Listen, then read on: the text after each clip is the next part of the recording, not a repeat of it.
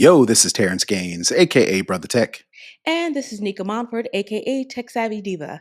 and welcome back to the Snob OS Show, the show for Apple snobs, where we talk all things Apple and then some. We want to thank you back to another episode.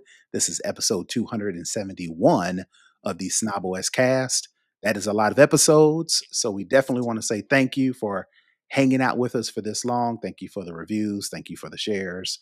Thank you for the financial support. If you want to be a financial supporter of our show, please go to patreon.com/snoboscast. And as a thank you for your financial support, you do get to get the show early because we stream it live, and those who are a member of our Patreon get to watch it live. You get some additional bonus. You get a free pre-show that is not covered when we listen to the show on the podcast on Fridays. We get some extra exclusive content for our financial supporters. So just as a thank you for those who are supporting financially. So like I said, if you want to become a snobist, which is what we lovingly call our community, please go to patreon.com/snoboscast. So we're going to get right into this week's show. As per usual, we always start with the lowdown. And I wanted to talk about this show as we saw WWDC. We all Mhm. know that Apple is launching its own version of AI, which they Mhm. call Apple Intelligence. It's going to be integrated into the phones. It's going to be heavily integrated into Siri. So you can just ask your phone a question. And based on all the information, all the data you have in your iCloud on your phone, it's going to do what AI does and handle a lot of tasks, answer a lot of questions, and do a lot of what's a good word? Um, what's the word? Computation? No, I'm at a lost words. A lot of tasks is the word. Okay. I was trying to figure out where you were going. Yeah, do a lot of tasks on your behalf. For the tasks or the requests or the questions that you ask that your phone or Siri cannot do, Apple announced a partnership with OpenAI that'll enable you to go to the web and go to OpenAI's generative AI and answer all these questions and provide all this different additional information. Well, Mhm. word on the street is that Facebook approached Apple in March about a Mm. partnership, but Apple kind of said, "Nah, we ain't doing it." We good. Right. According to the story, according to Bloomberg, Meta approached Apple in March about a partnership, but this never resulted in more than a simple discussion, as Apple doesn't consider the privacy practices of Meta stringent enough. Part of the open AI idea is that it can't train on any data sent by Siri. So we all know Apple is super focused on security and data privacy. What they did not want to do, or was what they wasn't sure about, according to the story, is Meta's security practices. We've heard story upon story upon story about Meta and their data privacy as they are possibly sharing data with advertisers and all the misinformation in Meta. So it sounds like Apple is kind of like, nah, we would rather, even though OpenAI recently has been full speed ahead as far as just come hell or high water, we're doing AI. Mhm. It's crazy, or not crazy, it's surprising that Apple still chose OpenAI over Meta because, according to Apple, Meta just their security practices and their privacy practices are not up to snuff. So I wanted to ask you, what does this say about Meta? It says that it's really bad. If they think OpenAI AI is a better alternative, Right? because we've all, been privy to at least some of what OpenAI issues are, and the Hmm. issues that we've heard about are not good at all. And if Apple did its due diligence and said, if we got to pick one or the other, we'd Hmm. rather go with this guy. And we are, like I said, aware of the issues that OpenAI has. They've even, addressed some of the issues publicly that they've had with their data privacy. But for Hmm. them to say no Right. because Meta is so much worse, yikes, that is bad. Right. So Wow. I wonder if that is 100% true. And my sneaking suspicion, and my speculation is, in addition to Apple claiming that Meta isn't all that safe or Mm, private as it relates to their end user data, mhm. I'm pretty sure there's some pettiness going on, and Yeah. Apple ain't forgot all of the the The shade that shenanigans that that Zuckerberg threw. Zuckerberger Yeah, threw at Apple back in the day, yeah. which again. Or even as much as what a couple of years ago with the web tracking. Mhm. Yep. That I think that was the main thing. Apple turned on that ask app not to track feature, and Mhm. normally most people say, "Nah, I don't want the app to track you," Nope. which Meta was the main uh That's how services. their advertisers get a lot of their money. They're like, "We need to follow you after you leave so we can know what else you're into so we can send you targeted ads." Yep, exactly, which is why a lot of people, you've heard them, people, they make jokes on social media about them just mentioning something and then Mhm. going on Facebook, going on Instagram, going on WhatsApp, going on Threads, and seeing Mhm. ads, right, Yeah. about the thing that they just talked about. This is probably because Meta has been following you around outside of its own property. So if you just go to Google, if you just go to YouTube, if you just go to any place else, those cookies, they're not cookies, they're something else. I forget the name of them. Web trackers are actually following you. They're not logging keystrokes, they're not seeing your passwords or anything like that, but they're checking what Where sites you you go go. to. Yeah. And then if there is a relevant ad, they will serve you that ad once you go back over to a Facebook, Yeah. WhatsApp, Instagram property. So I think when Apple did that and Zuckerberg like lobbed all that shade Mhm. against Apple for doing that, Apple was Yeah. like, all Okay. right, all right. And then when Facebook rolled up saying, "Hey, what about this AI partnership?" Apple was like, "Nah, we're good." So I And wonder.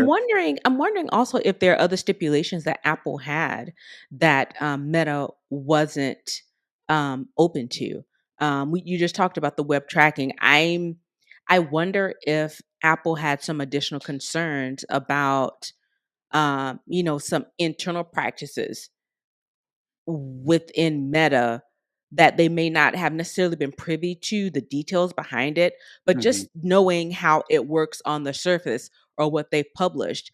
If Apple maybe wanted some extra levels or layers of security that maybe Meta wasn't willing to go with mhm, because it would influence or impact their business right. and the way they model their business after. So I'm wondering if it isn't a little bit of, all those things kind of mixed in together. And it could also be that Meta wanted to train its AI off of data supplied by Siri. Like, if let's Yeah. just say, for argument's sake, that this did work and Meta and Apple partnered. And if I asked Siri a question that it didn't already have that data on my device, and I had to click use Meta to answer this question, Mhm. I'm pretty sure Meta was chomping at the bit to train its own AI off of that data, Yeah. and OpenAI was like, "Well, we won't train off of that data," and Apple was like, "Sold." Yeah. When Meta actually wanted to train that data, and Apple was like, "No, we ain't doing that." So Meta was like, Yeah. "All right, well, what's the point then?" Yeah, I would really love to see the SOW from the partnership with Right. Apple and Meta. I bet that was some pretty interesting reading. Well, maybe it didn't even get that far. According to the story, it didn't get any farther Oh, than wow. it says, let me see. Like I said, um, Meta approached Apple in March, but this never resulted in more than a simple discussion. Oh, well, yeah. So they just chit chatted for a little bit on Teams, and They were Apple was on like, Zoom and Apple right, was like, "You know no, what? we're good. We're Yeah, good yeah, on this." right. All right, that's enough for that story. We're going to move into our next story. We kind of talked about this in our pre show, and you got to be a Patreon subscriber to get the exclusive content. But we kind of alluded to Apple preparing for iPhone RCS support. So much so that carriers are now starting to turn on the functionality for beta users. So if you're an iPhone user and you love to, or you're a developer and you're actually developing an app that has some sort of messages integration, or you're just an Apple developer and you want to see what things are going on prior to the public beta and prior to the actual um, iOS 18 coming out. Mhm. Um, there are some beta users, specifically with iOS beta 2, to where um, carriers are actually turning on this feature and they're working on the updates on their part Mhm. right now, as opposed to waiting until the rest of us, the non developers, Gen Pop, actually gets iOS 18. So, like you mentioned, there are people who are putting tweets up and putting screenshots of the Mhm. functionality. So, what you said something about there being like a toggle? Mhm. Like, it's a toggle, I was trying to find it, um, and because I saw it on Twitter, but it's basically like a toggle, an RCS toggle that you can toggle it on and toggle it off whether you want to use it or not. Yeah, sure. In this story, the 9 to 5 Mac, it says if you've already updated your iPhone to the latest iOS 18 beta and use one of these carriers, you can try enabling RCS by going to settings, apps, messages, and then toggling it. They say one of these carriers, but they don't specify the Like, carrier. which one? So I'm assuming it's Verizon, AT&T, and T-Mobile, I would Mhm. assume. Yeah. But they really don't specify. Let me look through it. Nope, they don't, really don't specify. So, but all that to say, it looks like RCS is going to be an actual thing if, in fact, that Apple is working with the carriers and the carriers are actually updating their networks to support RCS. So there should be some happy iPhone and Android users who commingle and co-mix in these text message streets to where you will Yep. see some nicer videos, nicer photos. One of the things I think is a major win for Android users is the fact that when iPhone users are responding to a text, you see the three bubbles that is thinking, is writing, is writing, is writing. I Mhm. think Android users will get that functionality. That's not a feature that's going to be specific to iMessage users. If you are responding to a text message, even though it's a green bubble, and if you're texting somebody on an iPhone or in reverse, if you're an Android user and if you text somebody a message and the iPhone user is responding, you'll see those green dots on Android as well. So, Yeah, so I didn't find the tweet that I of the person I follow, but I did see on Mac Rumors where it shows, if you go into the settings on the messaging and you have like the MMS messaging toggle, it's mhm. basically an RCS messaging toggle I that got looks you. the same. Got Just you. turn it off and on. Yeah. I wonder why it wouldn't just be on. I wonder why they give you the ability to turn RCS off. I'm Petty just Apple. oh. They trying to force this on me. I'm gonna put it on there, but you don't have to use it if you don't want to. Right. I would turn it on and leave it on because again, as an iPhone user who does text Android users, Mhm. the message can be a little discombobulating. Yeah. So I would just turn it on just to keep confusion down, not necessarily because I'm revolting, but there are some people who love to revolt for no other reason than to be contrarian. So You're they rebels. right. So they'll turn this off just out of spite. So I guess Yeah. Apple's like, all right, well, we'll just give you that option. We'll feed into the petty. All right. So the next story that I've got out is AirPods and Beats.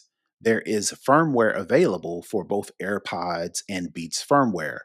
What makes this surprising is in the past, Apple has not really told us specifically What's what in the the firmware? latest firmware for AirPods and Beats. But according Right. to this latest firmware update, according to the document, today's firmware update, which is I think happened on Wednesday, if you're listening to this on Friday, according to the document, today's firmware updates address a security issue that could have allowed an attacker within Bluetooth range to spoof the details of the device you're previously connected your headphones Ooh. to, allowing the attacker to gain access to your headphones and, by extension, some features, some functionality of your actual iPhone. So that sounds like that Oh. was an important enough firmware update for Apple to say, you know what, let us go ahead and tell you what's in the firmware update, similar to how they tell you what you can expect in an iOS, watchOS, Right. iPadOS, or macOS update. Yeah, that is a big deal if you can spoof someone's device through Someone's Bluetooth. headphones. Yeah, yeah, Yeah, yeah. Uh-huh. that's that's pretty important. So Yeah. yeah, I can Yep. see why they listed that out in the firmware update details. So yeah, that makes Yep. sense. Yep. As per usual, though, there's no straightforward way or mechanism to initiate a firmware update for AirPods or Beats. Apple simply stating that the updates are, quote, automatically delivered while your headphones are paired with and in Bluetooth range of your iPhone, iPad, or Mac. So if you want to try to, quote unquote, initialize this firmware update, your AirPods have to be connected to and or in range of your phone. And I would just put them in my ear. I would take the headphones out, the AirPods out, or put the headphones over your ear and then try Mhm. to listen to something. And then that way that'll do that handshake connection and then you'll get that update. As you can see, I use my AirPods, or for those who are watching, I use my AirPods to when we record the show. So I'm sure that Getting the I should update be good as to you I speak. should be getting the update. All right, all right. So the last story I got, we kind of talked earlier about ChatGPT. It looks like Chat OpenAI has rolled out ChatGPT for Mac OS for everyone. Initially limited to just Chat GPT Plus subscribers, the Chat GPT desktop app for macOS is now available for non paying chatbot users, provided that they do have a compatible Mac. So, what are your thoughts on people using OpenAI and Chat GPT on a Mac? Like we mentioned before, OpenAI, is not without its controversies, but the fact that OpenAI will be an option on the iPhone as it relates to Apple Intelligence, and now ChatGPT is rolling out to Mac. What are your thoughts? Well, I think it makes sense, especially since the iOS and the OS updates that we're expecting this fall are going to have Apple Intelligence and are going to be using OpenAI. It only makes sense that now that there is a Mac OS app for it. It only makes sense. And my thing with ChatGPT, it can be a very useful tool. Hmm. As with anything, you have to use it to its benefits while being cognizant of the issues Information. with it. Right. Hmm. I use ChatGPT, but when I use it, it's usually in a specific domain and Hmm. I don't give it any of my information. It Right. to me, You're not it's one of uploading those things where, pictures. yeah, it's one of those things where it's again, it's an assistant. Right. So in my case, if I need to write something or if I need an idea of how to frame something, then I'll pop that in there. And if Hmm. you want to train on that, I mean, knock yourself out. But Right. it's not something that I'm like, here's a photo of my birth certificate. It's fuzzy. Can you clean it up for me to make it legible or make it, into a PDF? Those Hmm. types of things. You have to be, as with any technology, you have to be smart with the way that you use this technology. Some people just throw caution to the wind and it's like, oh, this is going to be easy. It's going to make my life simple. I Let don't me have to think upload about all my it. emails to it. Right. Yeah. Yeah. Right. Yep. Hmm. Let me put my will in this thing. Hey, find the typos in my will and fix it. I Right. mean, those types of things. People can be selfish. Right. They can be very self-centered.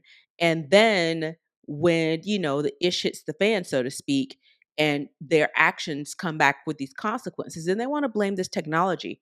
Hmm. Technology isn't a blanc carte thing for you to use.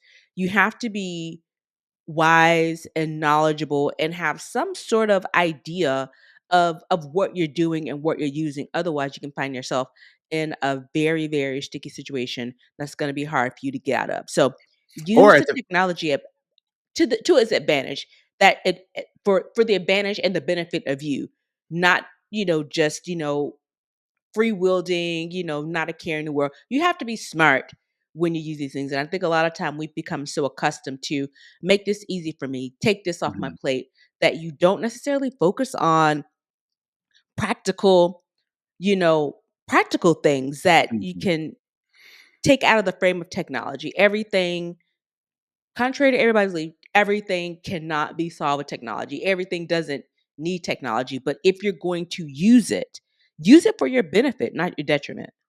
And, if not for all of that you just said, I don't like the idea of a software company using me as labor Yeah. for free.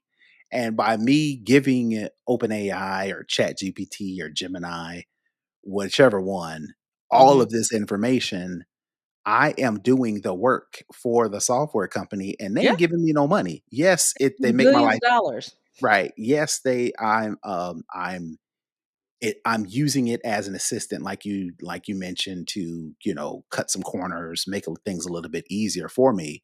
But that it pales in comparison to the gold mine of information that I am supplying this giant software company to make Yeah. millions and billions of dollars. Now, again, Yeah. I personally am not generating $1 million for OpenAI, but at the Right. same time, they are getting far much more value As a from me. collective. Right, right. They are getting far much more value from me giving it Hmm. information than the value I'm getting with the In results. return. Yeah. Right. So it's like for that reason, I'm like, nah, I ain't using it. I'm not using it for all that. Now I do Yeah. use Copilot, Microsoft's version, to generate images for YouTube thumbnails Hmm. and Instagram reel covers and stuff like that. Hmm. That's about it. It's like, Yeah. all right, that's a to me, that's a one-to-one trade-off.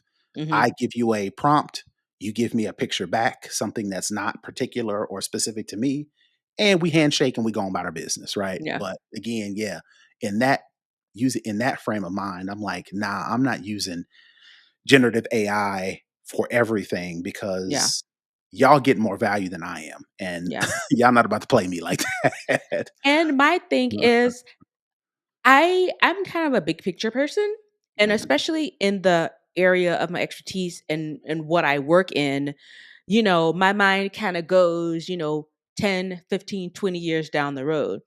We're feeding in all this information now. Not, some people not even really thinking too much about it. Oh, I'll pop this image in there, no big deal. Oh, I'll ask it to do this for me, no big deal. But the big deal is all of this data is being stored. 20 years down the road, do we know what the technology is going to look like? Do we know there may be a callback, you know, 20 mhm. years later to something you did, on a whim, not even thinking, oh, it's not that big of a deal. Or It's not a or problem. or on the auspice that it's anonymized. Did I say that correctly? Anonymized. Anonymized data, and it's not connected to you, so they say. Right. So they say. And Right. that's the thing. We are taking people's and companies whose Word. job is to make money word Mhm, for it. We're not reading the terms of services. We aren't I'm not a legal person, so they can word this legalese to make me think, "Oh yeah, that makes sense. That's not a big mhm. deal." But in actuality, it means something else entirely, but I don't have the acumen for that. So I don't know. I'm just Right, saying, "Okay." Or I just want to get to the next screen, so I just click I agree, not right. even knowing. And then, they got smarts like you have to scroll to the bottom to say agree. So it's like you scroll to the bottom, so you saw all the words and you still agreed. So it's on you. So to me, it's one of those things where when we look or have the vision or forethought to look down the road another 20, 30, 40 years, what we're doing right now has an impact on that. We don't know what these R&D teams, whether it be at Apple, whether it be at Google, whether it be at OpenAI, they have teams specifically that are in emerging technologies, advanced technologies, that are thinking about preparing for what's going to happen in the year 2050, 2060. They are planning for that type of stuff now. So, what we may think is innocuous at this point in the game, it may be a game changer down the road. And that's the thing to me. It's the unknown. We don't know. We don't know what they're building behind the scenes. We don't know Mhm. how far advanced they are in technology now. because again, it's R&D. I've worked in R&D before for a couple of other companies, and the stuff we were doing and planning for, is just now coming to fruition in some instances. So, and it's things you kind of keep in your back pocket. It's like, oh, we did this. It didn't quite work for this time. So we'll just kind of shelve it. But it's all proprietary code, documentation, hardware that who knows who says 20, 30 years down the road, you know what? That thing we did back in 2008, 2000, 2020 or 2018, this might fit that. Let's go back and pull that out and apply it to what we're doing now. Change So change again, change the terms of service, yeah, which is what yeah, they do yeah. all the So time. right. So, that's the thing for me that I try to explain to people, especially with technology, just be mindful of what you're doing because it could have broader implications. People say, well, why do you have to think that? You never know, blah, blah, blah, which is all true. But for me, again, being in this industry, knowing how things work, it's something where it's like, let me be mindful and cognizant of what could happen. It could never happen, but what if it does? I Right, like to be prepared as much as possible in those instances, or at least be aware right. of the potential of it. All right, all right. So enough of that. Let's move into second string where we talk all things tech in general. I put this title: Google tries bribery to train YouTube music AI. So basically, what is happening is YouTube is trying to create these products. They mentioned in this story that I found on Ars Technica, they've got Mhm. this feature or this feature service called Dream Track, Okay. and basically what it is a generative AI tool that lets people create short music clips by entering a text prompt. The product, yada yada yada, was made. Dream Track was designated to imitate the sound and lyrics of well-known singers, but only 10 artists agreed to participate in the test phase. So, again, that's not enough data for YouTube to do anything. YouTube wants to sign up dozens of artists to roll out a new AI song generator. And it depends on Um, the type of artist, because if you're just some indie artist who yeah, doesn't have a lot of music, like how does that play into it? But I right. digress. So YouTube is stepping up its game. Basically, what they're doing now is the company has recently offered a lump sum of cash to Okay. major labels, including Sony, Warner, and Universal, to try to convince more artists to allow their music to be used in training AI software, according to several people briefed to the matter. So it sounds like YouTube, specifically YouTube Music, is having some trouble finding the data to train on because, of course, artists are like, no, what you're not about to do is replace me, and I'm not about to give you rope, enough rope so I can hang myself. Right. So no, we're not doing it. So what do you think? Is YouTube stuck, or as time goes along, like you mentioned, and people kind of warm up to the idea of AI as a whole, this you Google will eventually be able to get over this hump? Um, I think eventually they'll be able to get over this hump. I think it's gonna take a while. As you remember, I think it was on TikTok. I think Universal Music Group Mhm. temporarily froze the usage of Any of all their music, of right? their content Mhm. because it gets kind of sketchy. Again, this is a new frontier of technology. And anytime you're on the precipice of anything like this, it's one of those things where it's like, where are you going with this? What exactly are you going to do? How is this going to work? What's the impact? Similar to what I was saying before, how is this going to impact me down the line? And YouTube has a ton of cash. Mhm. And we all know that the music industry has changed a lot. Right.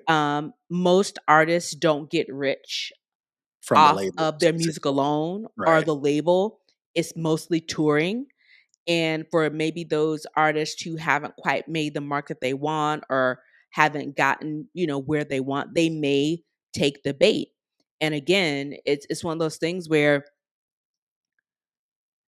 I think YouTube is trying its best to get down the road. They have a product roadmap of what they expect to do and what they want to do, and they know that they're going to need some assistance and intervention from actual people. That's Mhm. how all of this works. That's how all of this AI thing works. It's not just some magical thing. It takes human intervention, and they are trying to get on the front side of Mhm. this human intervention by getting artists to sign in and co-opt, I mean, not co-opt, co-sign and be actually active participants in what they plan to do. So money talks, right? And so it only makes sense that, they start, dishing out ducats since people aren't coming on board easily or willingly without, a lot of pushback. So Right. eventually I think they'll get there, but right now it's going to be hard because everybody is talking about AI, and then you've seen some of the AI art, some of the AI music that has come out of this. We saw what Drake did with Tupac's voice, and other people are kind of doing similar things. So it's one of those things where I think people are rightfully so a little skeptical of what all of this means and how it affects them. Right, and not just for their art or possibly being replaced by AI. Right. Being screwed over by the labels Yeah. because YouTube, let's just say this goes through and Sony and Warner and Universal do sign these agreements with YouTube. The artists will still get the short end of a stick because the labels are terrible for paying their artists, which is They'll why get an most even artists. shorter end of the stick because they already get the Right. short end of the stick with the labels. Now it's even worse. Right, right. So, again, in April, the story mentions in April more than 200 musicians, including Billie Eilish, Billie, did I say that right? Billie Eilish, yeah, and Yeah, I the think that's how estate of Frank Sinatra signed an open letter, and it reads, for the most part, unchecked, AI will set in motion a race to the bottom that will degrade the value of our work and Mhm. prevent us from being fairly compensated for them. For it, the letter said. Of course, YouTube responds and says, we are always testing new ideas and learning from our experiments, and it's important and it's an important part of our innovation process. We will continue on this path with AI and music as we build for the future. Again, the artists are saying we need to be at the forefront, not at the back end, Yeah. right? Which is why a lot of these artists are fighting, writing, and speaking out against AI because again, these companies are full speed ahead, the labels are full speed ahead, and not really considering or taking in part the actual artists, which the artists are like, nope, where we've done it before in the past. No, we either need to be at the forefront or we're not joining at all. And who wants to be an active participant in their demise? Right. Like it's one of those things where I get it. They don't know if they are writing their own resignation letter and Mhm. they don't even know it. They could be putting themselves out of a job by quote unquote helping YouTube. Their label help quote unquote helping YouTube. Helping them could be helping them right out of a job. So Mhm. I get it. And if you're on this music tip, and I mean, I think it even expands even further out as AI gets a little bit more broad in other industries. You start to think, are we writing ourselves out? You may not see it, you may already get your money, you may always already get your fame, but what are you preparing the generations behind you? Are you setting them up for failure by being an active participant? We may not see the fruit of this labor for another 20 years, maybe another 10, however long. And by then, it won't necessarily impact some of these artists directly, but artists coming up, what does that say to them? And that goes to movies, books, graphic artists, photographers. It stretches, the full gamut, even outside of, the entertainment space. So you just never know how this thing is gonna quite kind of pan out. All right, all right. So enough of that. We're going to get into for the culture, where we talk all things culture or culturally relevant topics.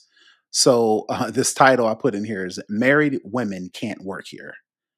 Uh, basically, what is happening is over in India, Apple has always partnered with Foxconn Mhm. as a supplier for a lot of the parts that are come into iPhones, iPads, and all of their accessories, hardware accessories, and even computers, for lack of a better term. Mhm. Foxconn has a new, not new. Um, we all know Foxconn from China. to where all the labor putting together, assembling the Assembly, parts. hardware, yeah. Right, right. And now uh, Foxconn and then Apple by an extension is expanding out in India, which is a whole untapped workforce of Huge billions, market. right? Billions of people, right? But there's one particular group that it looks like is being denied from these bountiful of jobs, coming into India, which is happens to be married women. And this story that I found talks about, a couple of women in their 20s have saw this this ad in the paper, in the news, Mhm. online, wherever they saw it, and said this Foxconn facility is hiring workers. So Okay. these women get on the bus, make their way out to make their way out to the Foxconn plants on multiple occasions, whether it be the person driving the truck to the security guard to whomever. It's like, yeah, I don't think they're gonna hire y'all. So they do it anyway. They go through the whole process, get to the gates, whatever the case may be, only to Mhm. get turned around because, according to research, according to HR, according to a lot of other sources. I'll read this one from Reuters. A Reuters investigation has found that Foxconn has systematically excluded married women from jobs at its main India iPhone assembly plant on the grounds that they have, quote, more family responsibilities than their unmarried counterparts. The agents and the Foxconn HR sources cited family duties, the more important one, pregnancy and higher absenteeism, as the reason why Foxconn did not hire married women at the plant located in the city of Chennai in India. Many of these people also said jewelry worn by married Hindu women could interfere with production. So I just wanted to get your input on Foxconn and Apple by extension, which they are the main supplier for iPhone parts. How do you feel about these women in India getting discriminated against because they could have babies? Gotta love the patriarchy, right? Um, I I'm tired. Really and truly, tired of hearing these same types of stories that women are discriminated against. Hmm. Whether you be unmarried, it's one issue. Whether you're married, it's another issue. If you Hmm. have children, that's a Hmm. third issue. And it's one of those things where people like to think because it's 2024, Hmm. we've advanced, we are so enlightened, we are so Progressive. aware Yeah. of the world around us. But there are still organizations and systematic, let me be Hmm. clear, is systematic um, discrimination that we're seeing. This is in comes out of India, but it you could flip this switch and throw a dart at a globe and hit any place else in the world, and it's the same thing. Right. And it's one of those things where, as I said before, capitalism is all about making the money. Right. And God forbid, someone you hire, who was a human being after Needs some all, assistance. Needs to. who Yeah. yeah, who is a human, who you May can't need. live in this world and not be able to take care of yourself. Or if you do these things, you say, well, you're saying I can't work, then you need to be able to provide me with income. No, no, no, no, no. You're being a leech. You're dragging down, the world economy, or and those things. You can't have it both ways. But what these companies do is they do these analysis, and they, look at who takes off more, or who, needs more time away. And the thing is, unfortunately, that role has fallen to women, where women or people with uteruses, that's how more people get made. Right. You can't have more people made without these people. More And workers specifically. right, right. And in order to reproduce the population, you need people Mhm. to have these children, right? Mhm. I mean, that's how you get more people. But at the same time, the stress and toll, I've never had children, but I know people who have, and I've seen the toll that it takes physically and Mhm. mentally on the body. Mhm. You have to account for that. You can't just pop out a baby one day and then go about your business the next day. No, you're making additional people who have body parts and things go wrong, things break. They need, you know, doctors or they get sick. And it's one of those things where the humanity is taken out of a lot of these decisions. And that's where I think as human people, Mhm. we fail a lot of times. You take out the human condition, the human experience when you're making these decisions about productivity, about budgets and those businessy accounting type of things. I don't know the words, but you take out the human element and the human condition of these things, and this is what you have. You have people saying, "Well, we're just not going to hire you." Mhm. How? How? Well, according to Foxconn, in a statement, Foxconn said it, quote, vigorously refutes allegations of employment discrimination Of course based they on do. marital status, gender, religion, or any other form. Apple told Reuters it upholds the, quote, highest supply chain standards in the industry and noted that Foxconn employs some married women in India. They go on to quote and say, when concerns about hiring practices were first raised in 2022, we immediately took action and worked with our supplier to conduct monthly audits to identify issues and ensure that our high standards are upheld. All of our suppliers in India hire married women, including Foxconn. So again, who are you going to believe? Are you going to believe the press release from Apple and Foxconn? Or are you going to believe these women who literally went to Lived it. Foxconn and Foxconn said, no, we're not hiring you because you're married and y'all need to be at home in the kitchen. I added the Right. last part, Yeah. but that's pretty That's what much the they meant. sentiment. And the Right. thing is, it's one of those things where it's like you do understand that there are written rules and unwritten rules in pretty much everything, Mhm. especially when it comes to the workplace. We all, work, not all, most people have worked in corporate America or worked in retail, whatever the case. There are unwritten rules. You don't have to have it written down. Item number one, don't hire married women. You can have conversations or you can allude to things. Or it can just And be cultural. It could just be yeah, cultural. yeah. That's And another it's one of those, thing. That's another thing we're not considering over in India. There are a lot of cultural differences to where we over in America and be like, shame on y'all. But over in India, they're kind of like, this is just how we roll.